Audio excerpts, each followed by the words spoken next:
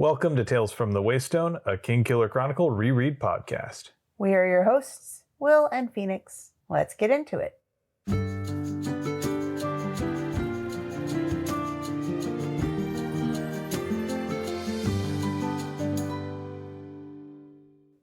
Welcome to Tales from the Waystone, Season 2, Episode 62, You Were Merely Adopted by the Shadows, where we will be looking at chapters 125 and 126 of The Wise Man's Fear through the lens of the fine line between cultural adoption and cultural appropriation.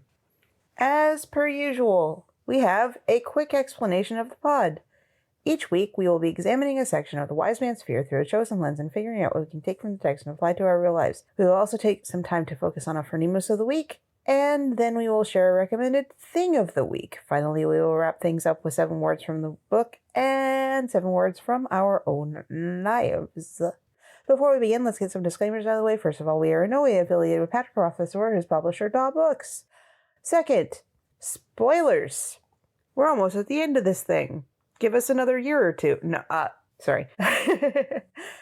And also a word to our community. Please be kind to yourselves, one another, and the creators of the worlds that we love exploring.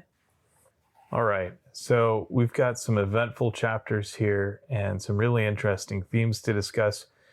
So we picked our lens of that fine line between cultural adoption and appropriation because this is a moment where Kvothe is entering Adem society, not as an outsider, but as someone who has been formally welcomed in.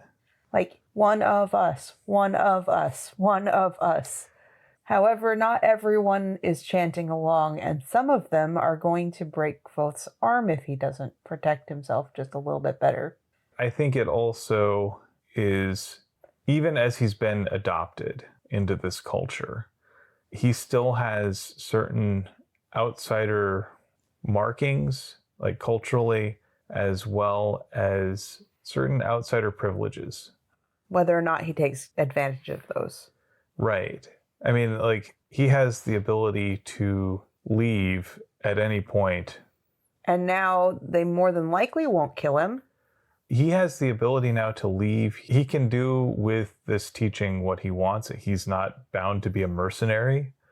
He's got a lot of signifiers that he can hide. He doesn't have to present as one of the Adem when he's out and about. He's able to code switch in a way that the other Adem really don't have the luxury. So let's start talking about this with our first chapter, 125, Caesura.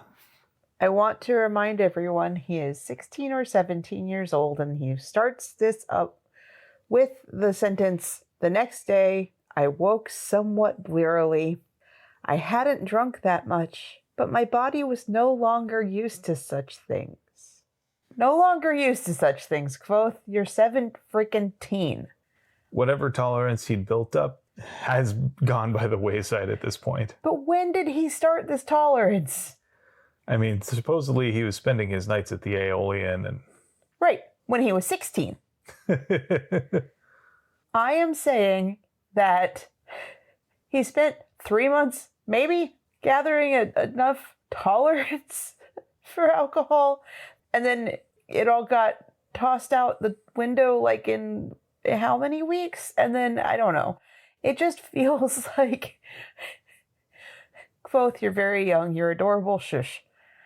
Because when I say I've lost my tolerance for alcohol, I mean it's been years since we had a beer, maybe every other day, maybe every, few weeks. Now we're just kind of like, if there's beer in the fridge, it's for Chili or our friend who comes over for D&D night.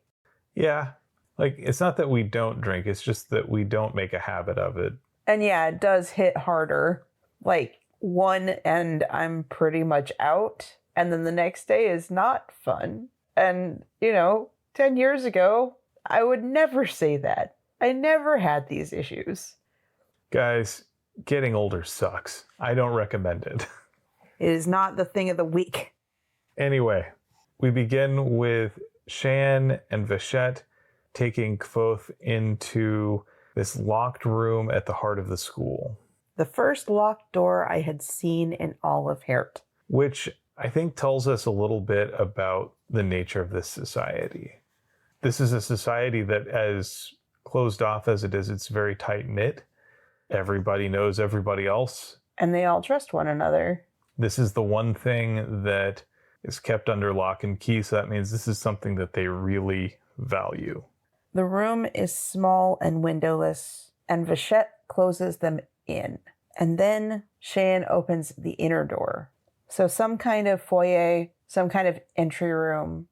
And then they walk into a room that is full of warm light from half a dozen candles. And Kvothe thinks it's a little odd that they've been left to burn in an empty room until he sees that the room is not empty. Yeah, it's just swords all over the wall.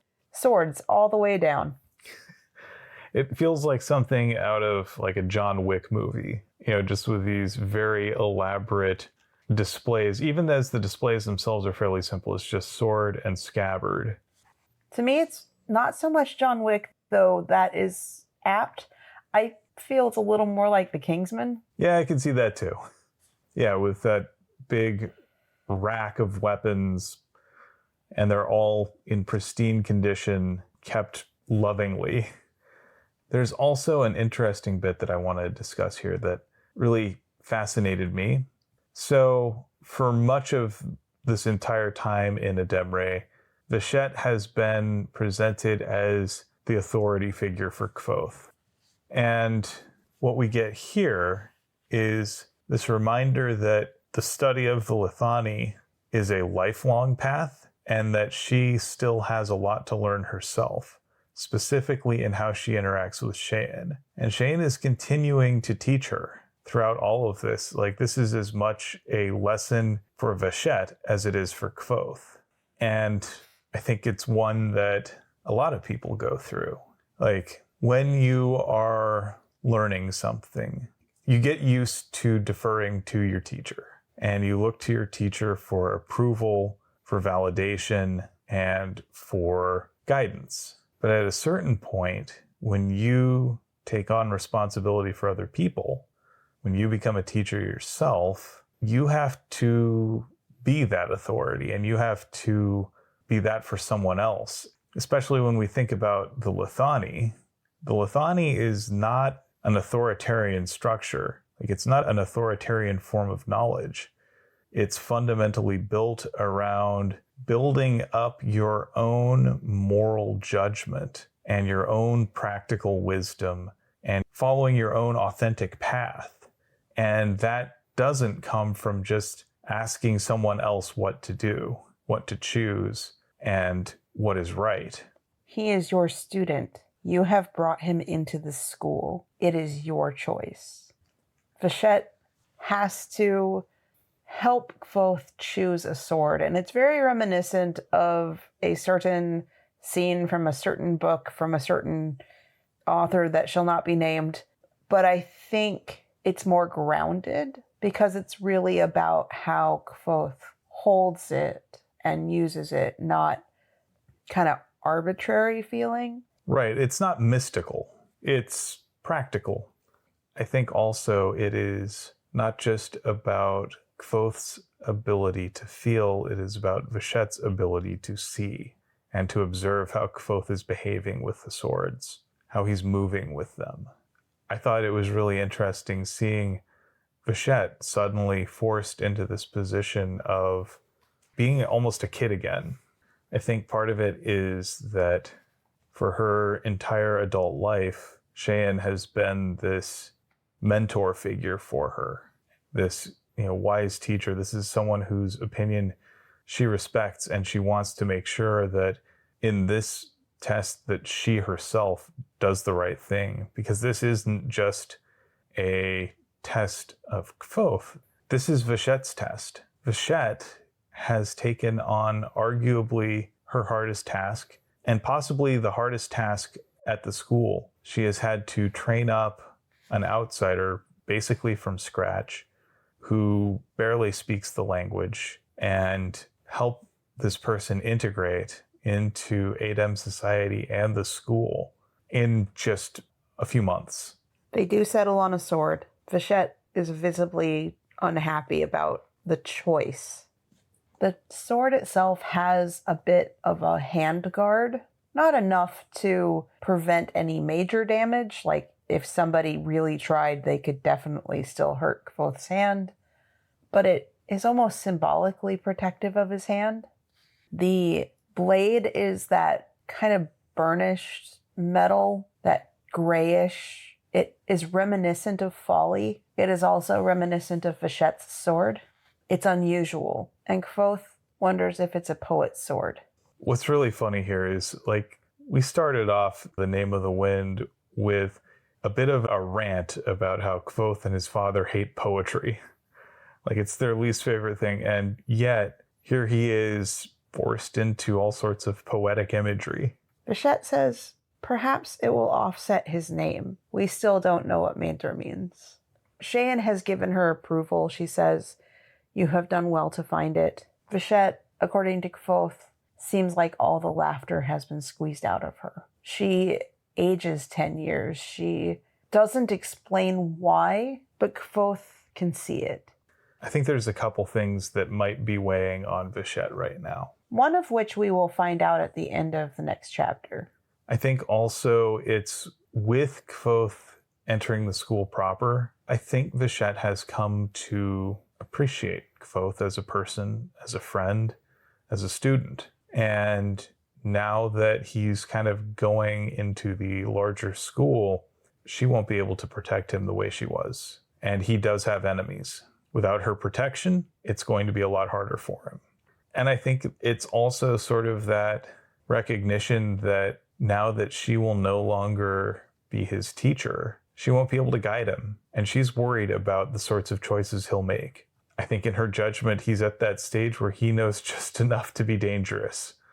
I've had similar wording used for my level of knowledge of certain things. Specifically, when I was learning how to make video games, I had enough knowledge of how to code to know that I did not know enough about how to code. I knew enough to be dangerous and to never ever work on a live build.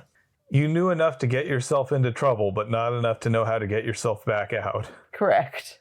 That's where Kvothe is too.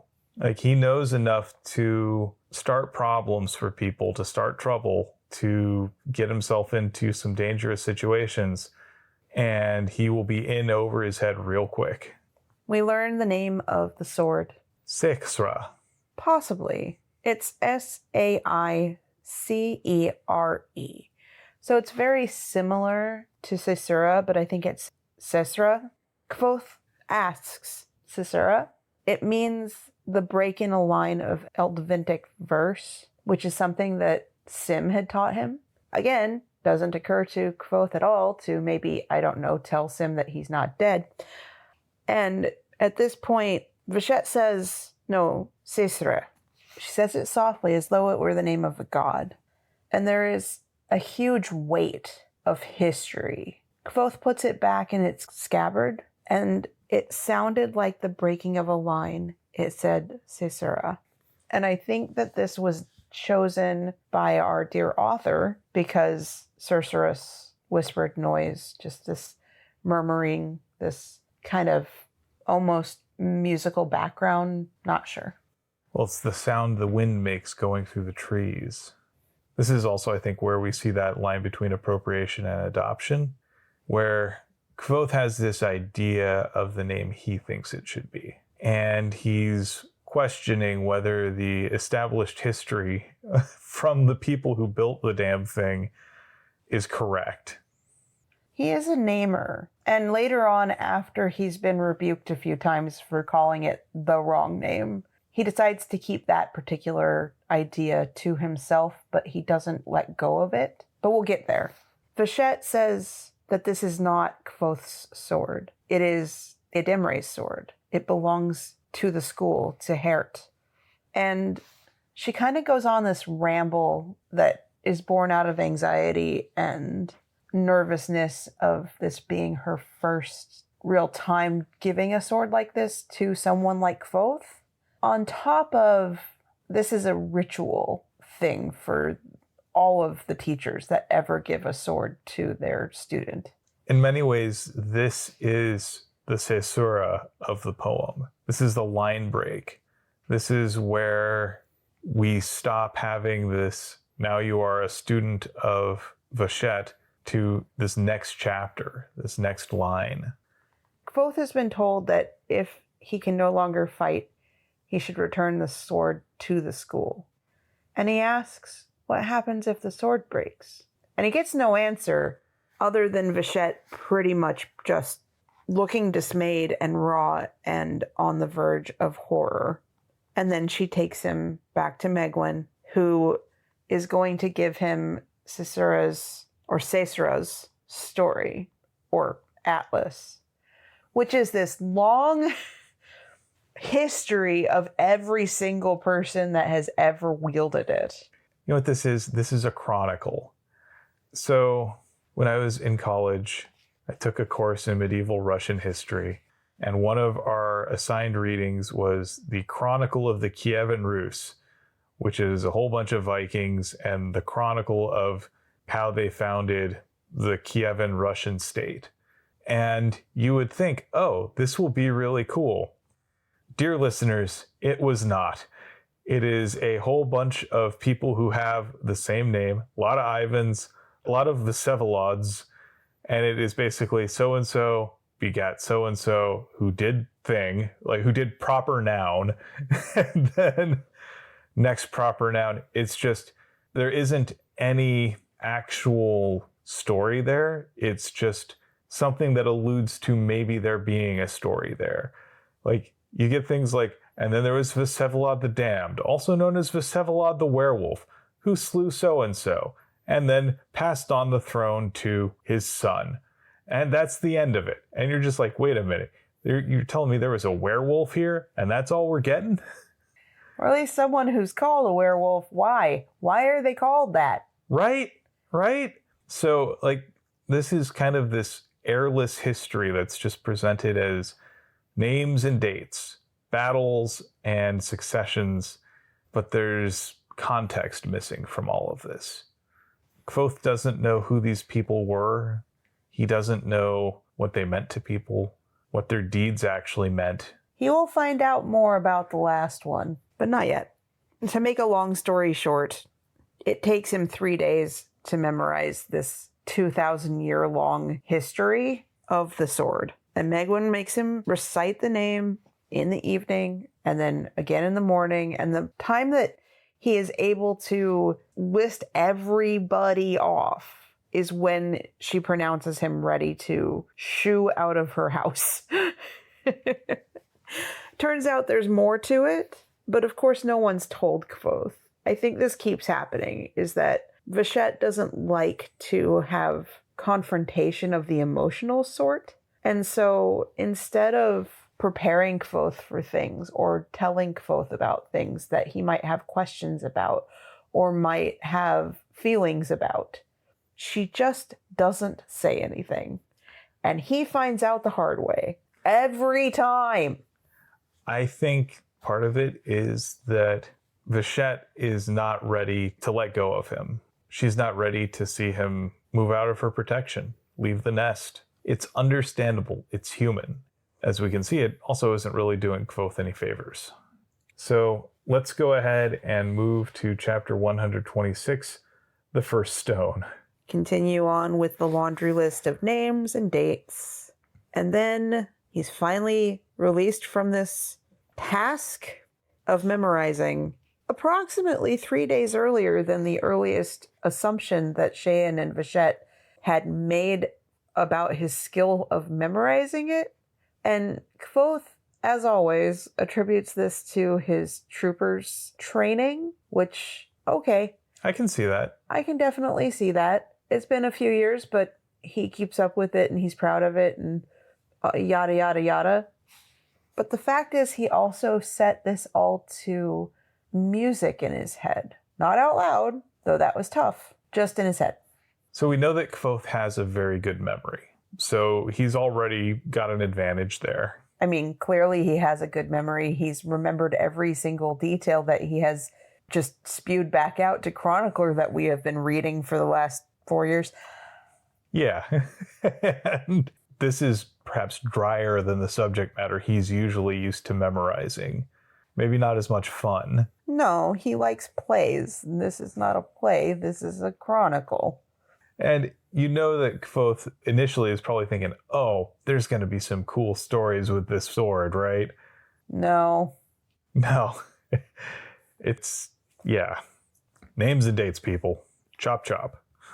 So he wasn't able to find Cheyenne initially, and instead he managed to find time to go to Dalen, who took his wrappings off of his hand and pronounced him healed. Even though his hand is probably going to be stiff for a little bit, it should be just fine. And Cheyenne is just like, oh, really? First you're done early, and now you didn't ask about maybe we were going to use the fact that you're all bandaged up as a reason to prepare you for some stuff.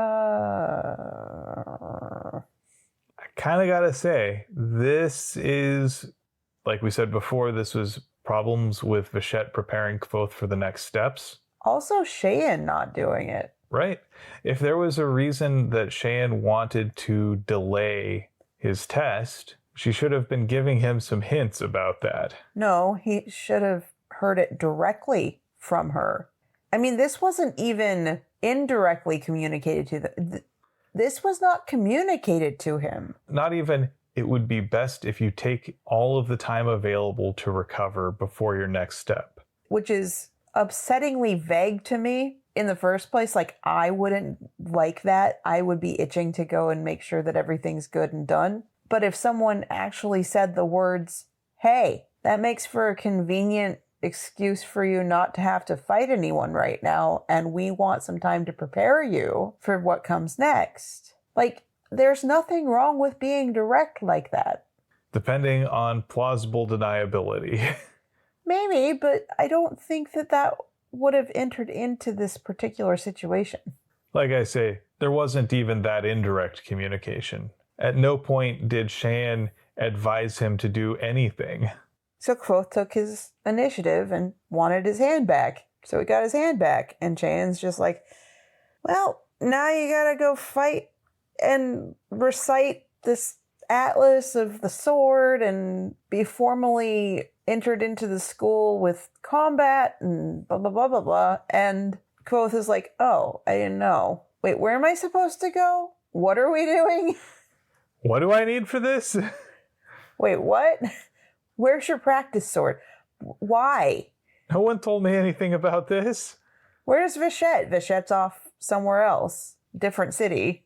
I want to talk a little bit about that. So we've talked about how it feels like Vachette hasn't been ready to see Kvothe move on to this test. I kind of have a sense that she is worried that he will get hurt as part of this, and she can't bear to watch it because she knows that it will be her responsibility. But at the same time, she was planning to be back when he got done. But she also knows Kvothe's facility with memorization and things like that. There's a vague possibility that maybe she skipped town so that she wouldn't have to be around for this, but I really don't think that it was that deep. It's also possible that she just needed a change of scenery after all of the stress that she's been under. That's also true, or she had people to visit. Anyway, the only other person around that Kvothe knows he can go talk to give him any answers would be Penthe, and Penthe's nowhere to be found. So now he's just like, I don't know where my teacher is, I don't know where my friend is, I don't know what we're doing. I guess I will just go get my sword and meet people at the stone, whatever. Okay, cool. And he shows up. The stone trial takes place at Greystones. Right.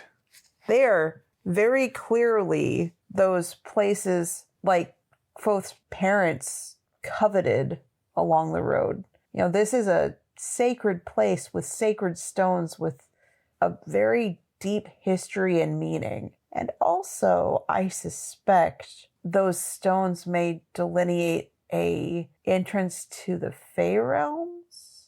I don't know, but what I do know is that Kvothe has never encountered a Greystone that didn't have significant narrative movement associated with it. They never show up as just sort of unassuming things. Major changes happen at Greystones.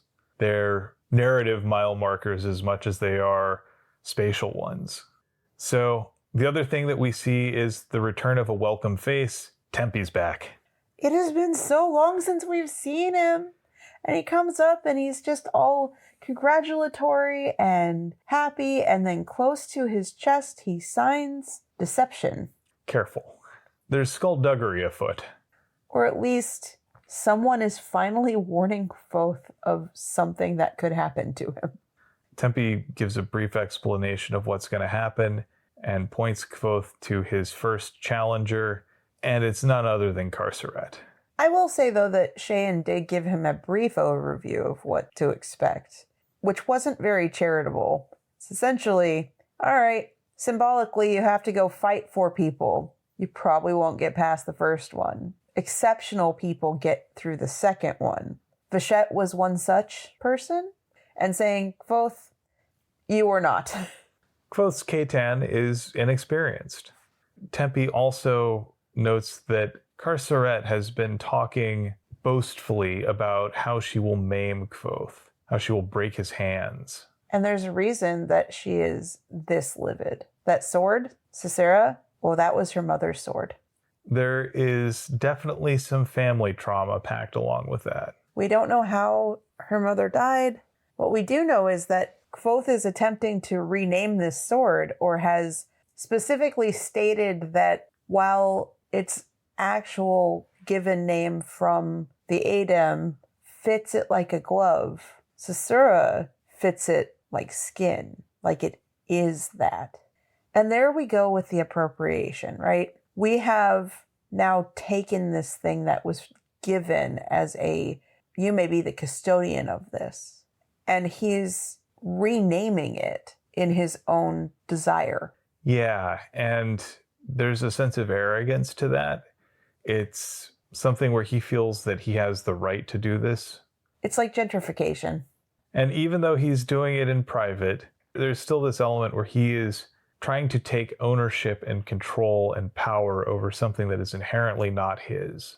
It's also like museums gifting one of their pieces to another museum, but neither one of them is from the original culture that this particular piece or item was created with or in or from. He knows the history, so to speak, of this weapon. He knows the lineage of this, but he doesn't actually know the context for all of this. He doesn't have any lived understanding of what any of these events mean. So he can recite this verse of 236 names of people who have held this sword before him, but he doesn't know who they are. He doesn't really know what they meant to their people, their family, their friends. He doesn't know what the actual consequences of the deeds that they did were. He doesn't know if they did great things or terrible things or both. All he knows is names and dates. Pretty much. And maybe a poetic verse about it. But without any of that context, without any of that lived experience, it's empty to him. And so for him to take this up and to rename it, even if it's only in his heart, it's the height of arrogance. And you can understand why someone like Carceret in particular would be extremely angry about it. Because until now, Kvothe hasn't known who the last owner really was to anyone. She was just a name. But now she's a mother. And a mother to someone who's still alive. Who now has a black eye. I wonder who gave that to her. My guess is, if I'm remembering correctly, maybe even Pentha. I think so. We get kind of this cat and mouse fight. I mean, fight is a generous term for this. Between Kvothe and Carceret. He knew he was outclassed. And he's going to make a good show of it. Carceret throws away her sword, and so does he. He tries and overthinks and goes through motions. He does things that kind of look good on the surface, kind of performative. Tries to deaden her arm on one side, tries to push her off balance, though she is so sure in her footing that she's not going to be off balance. Not from a shove or a kick from Kvothe, no less. I think the best way to illustrate the difference between them is up until this point, when it comes to hand-to-hand combat, Kvothe has been throwing people to the ground. Carceret aims to throw him at the ground. And that is a completely different state of mind, state of being. She's meaning to hurt him.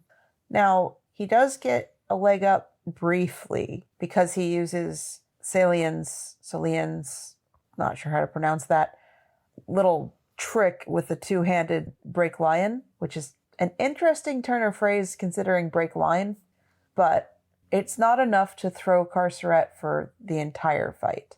And he does manage to strike her twice. And she is livid. Now, in a lot of these sorts of narratives, you would see sort of the canny hero winds up their antagonist and makes them so angry that they just are going to make a whole bunch of mistakes and expose a fatal flaw. Like he did with Ambrose. Kind of the same way that he twisted Hem up. Like he's done with Dedan, like he's done with countless people before. This time it doesn't work. And Carceret is out for blood. And in a move that is probably on purpose, Kvothe lets her kick him to the ground. I think he pretty quickly realizes after he's seen that instead of her anger making her stupid, her anger only making her more focused and determined, that sometimes the only way to win is to lose gracefully, to lose before she can hurt him. And ever the storyteller, he does mention, I mean, it's up to viewer interpretation on whether I threw the match or not, but we all know that he wouldn't have said such things if he hadn't. And this isn't a case of he let Carceret win. No. It's he knew that he was going to lose no matter what.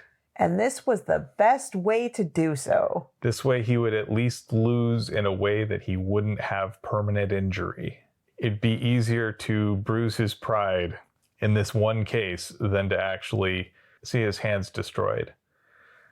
This is, again, that whole discretion sometimes being the better part of valor. Some of that there. So with that, it's time for us to talk about our Phronimos of the week. So my choice was Shan. Shan's a mentor figure, so naturally she's going to end up in this Phronimos position quite a bit. She has demonstrated practical wisdom. She's experienced a lot. The usual things that happen with our Phronimos. That said, I do think there are some really interesting bits here, particularly in the way she continues to mentor Vachette, that I thought were particularly salient, and I could see that applying in my own life as well. When she is taking Vachette and Kvothe into the armory to pick the sword for Kvothe, she does a really careful job to empower Vachette throughout all of this. Clearly, Shan has opinions. She has thoughts. How could she not? She has seen a lot over her years. She's witnessed countless students come through this hall. And, she has seen thousands of students get their swords. At the same time, she knows that it is important for Vachette, if Vachette is to advance in her own understanding of the Lithani, to trust her own judgment. The Lithani is about the choices that you make based on your understanding of the situation, based on your understanding of the other person that you're dealing with. It's not something that you go run and ask for a second opinion on. Shan has her opinions, but she doesn't know Kvothe as well as Vachette does. Shan has only had a few conversations with Kvothe. relatively surface level. She has her opinions of him, but she also is aware that Vachette knows Kvothe far more intimately. Vachette has taken the time to get to know him as a person in a way that Cheyenne simply hasn't had the time to. And so that means that Vachette is the best judge. Cheyenne is here trying to get Vachette to own that and own that responsibility, which can be really uncomfortable. Like when I think about it professionally, as I've moved from being strictly an individual contributor to someone who has direct reports, it can be very tempting for me to want to fall back on my manager's judgment and go for approval. And at the same time, that's not always what's best for me. And that's not always what's best for any of us. So I see sometimes where my manager will tell me, you need to make this decision yourself. This is your responsibility. I have my opinions on it, but I also trust yours. You're in a position to know the situation better than I am. Do what you think is right. And that's what Cheyenne is doing here with Vachette, giving Vachette that encouragement to trust her own knowledge, experience, intuition, her gut. Because remember, the Lithani is fundamentally about making the choice that is authentic to your path, that is authentic to your way of being, your way of experiencing things, and to abdicate that and pass off that responsibility to somebody else just because you respect them. That's not of the Lithani. And so it's a heavy weight, and she's passing this weight on to Vachette to do, because this is Vachette's job now. It's tough to do this, right? The natural impulse is with someone that you have trained and taught, you want to provide your input to them because that's what you've been doing. But now you have to let them make their decisions and you have to back that. So I thought that was a really interesting thing that I could empathize with on both sides. And I really liked the way that Cheyenne handled it, letting Vachette own the choice. So yeah, that's my thought. Good thoughts. Awesome. All right. So that out of the way, let's go ahead and talk about Thing of the Week. I'm not sure if I ever recommended the book Turtles All the Way Down, but if not, that's wrapped up in my recommendation for people to watch the movie Turtles All the Way Down. I've struggled with mental health issues as far back as I can remember. I didn't know that that's what it was when I was younger. I didn't know that I had anxious thoughts or that rumination wasn't just something that everyone did, that not everyone has this running monologue through their head, this circular, I have to think of this outcome and this outcome and this outcome and this outcome. I have to remember to do this and this and this and this.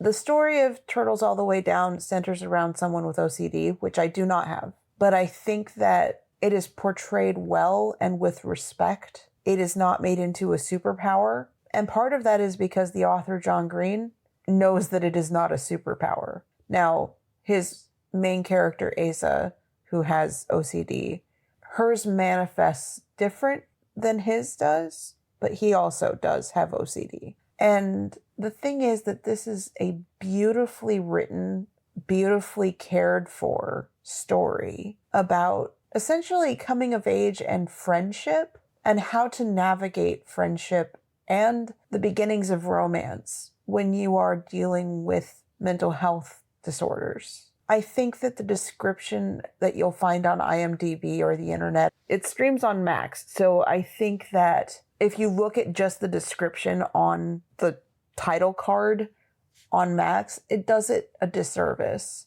So everything that I've seen describing it says it's a romance first and foremost. And to me, it's first and foremost a character study and kind of a mystery. Mystery light, but mystery. And I think that to just go off of it being teen girl with OCD experiences love for the first time as your description of it, it's really more about the key relationships she has.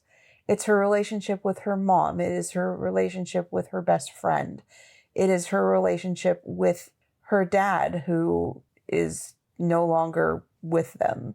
It's her relationship with a boy that she met years ago at a camp for kids whose parents have passed.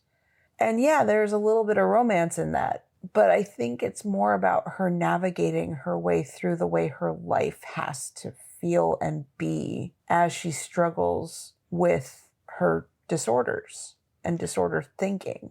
Yeah. So the thing that I came away from it with was that it wasn't so much about reestablishing the predetermined status quo as evolving as a person. We witness Asa, the protagonist, grow.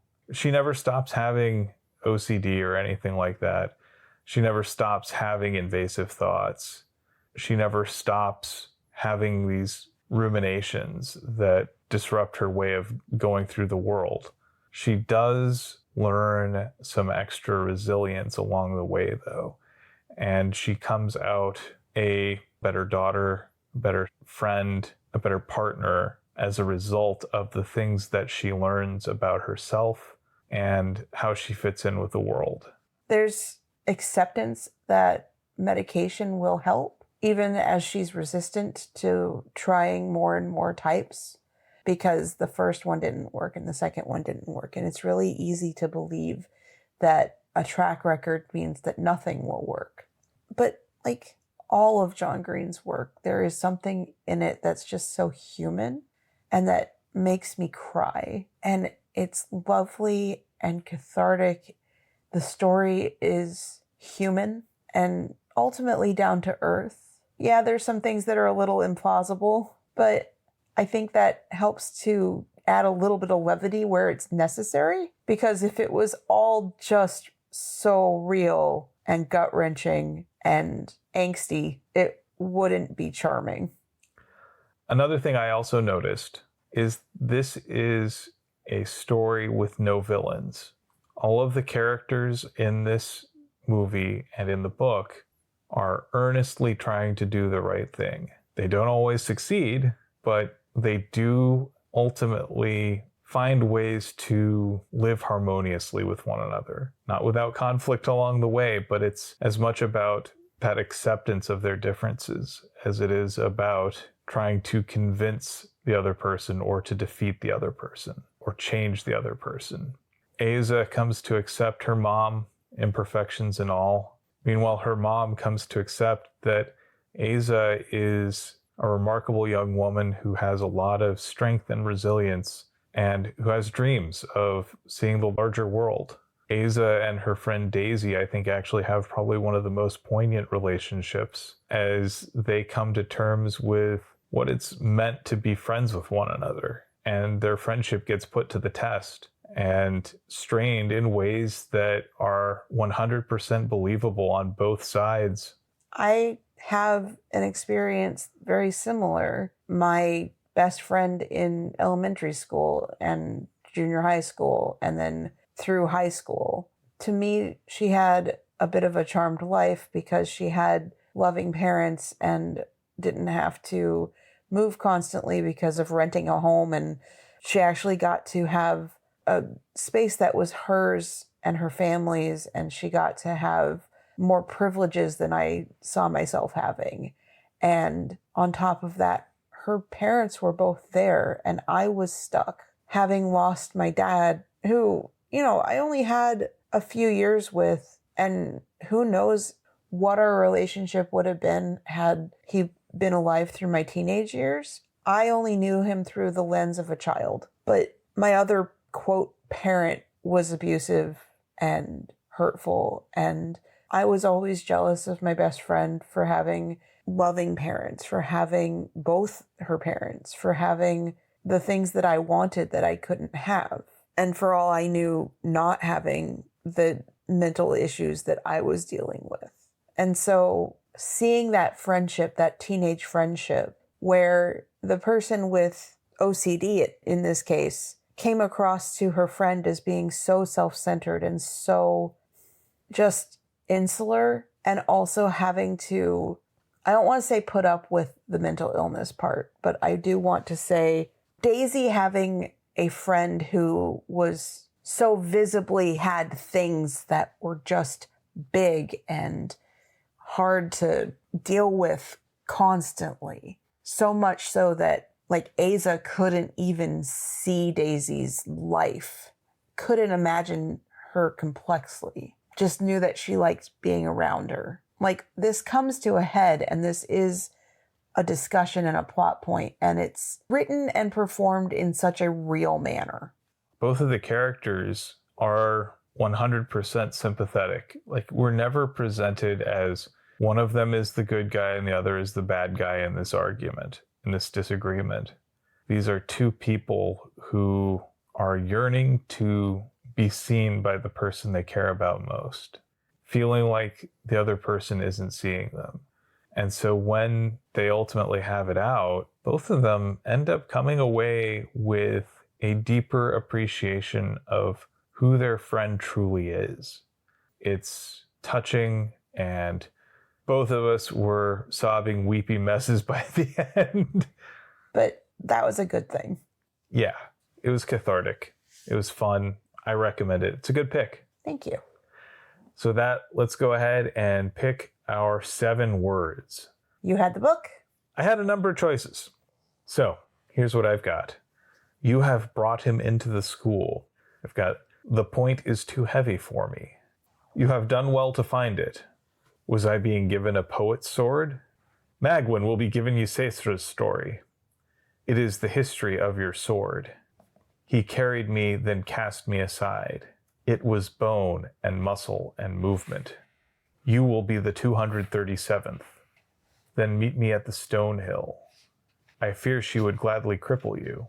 And then my choice here is, no, your student, your choice, your responsibility. This is Cheyenne showing why she's our Phronimos. That she's forcing Vachette to own her understanding of Lithani, to trust her feelings, to trust her intuition, to trust her choices. I do want to point out, though, that we did open on 7 words. It said, the next day I woke somewhat literally. Sorry, I missed that one. 'Tis okay. I don't think it's a big problem. There were a lot.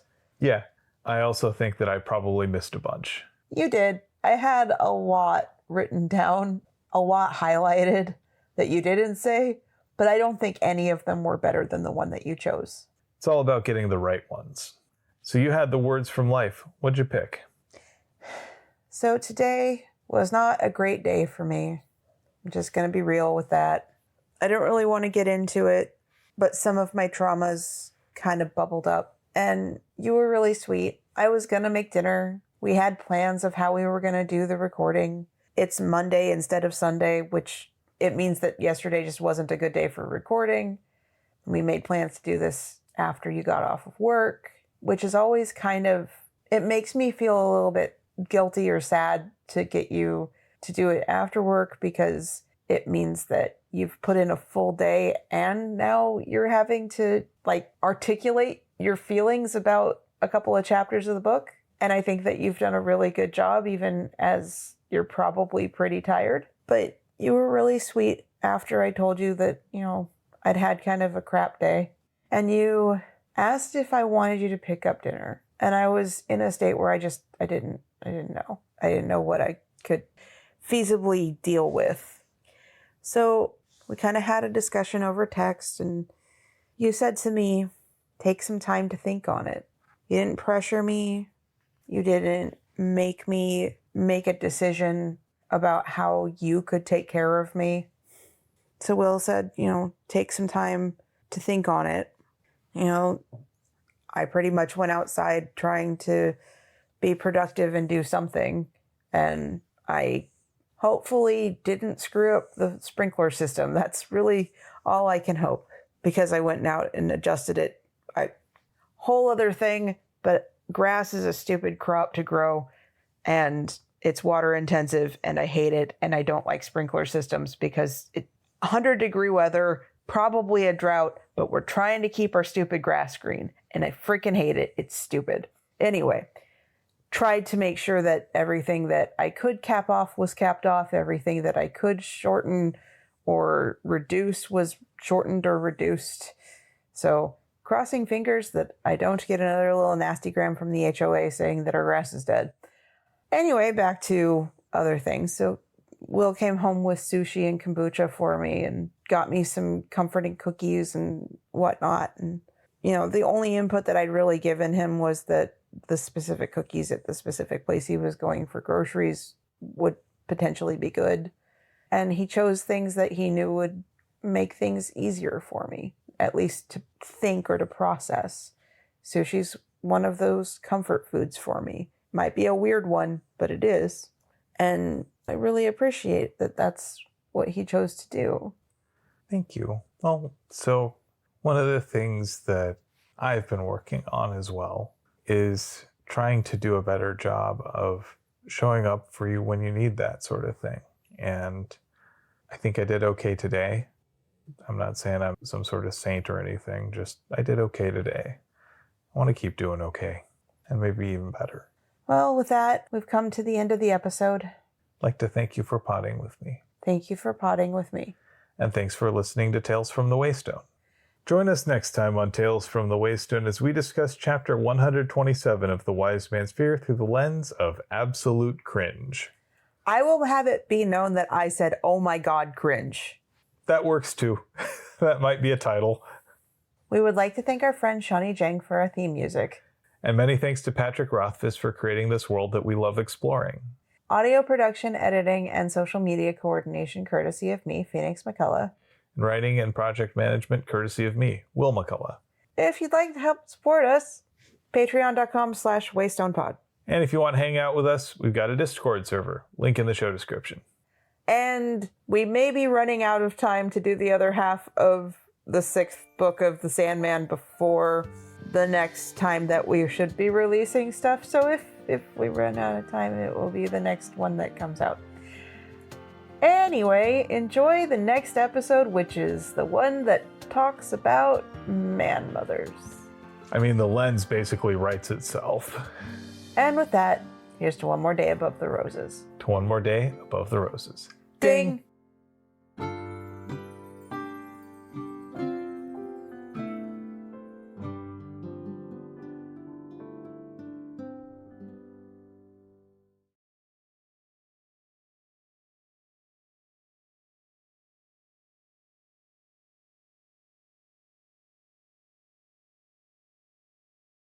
I want to make sure that I have this in the right ears because everything sounds really weird. So I think I have my headphones on backwards. Oh no.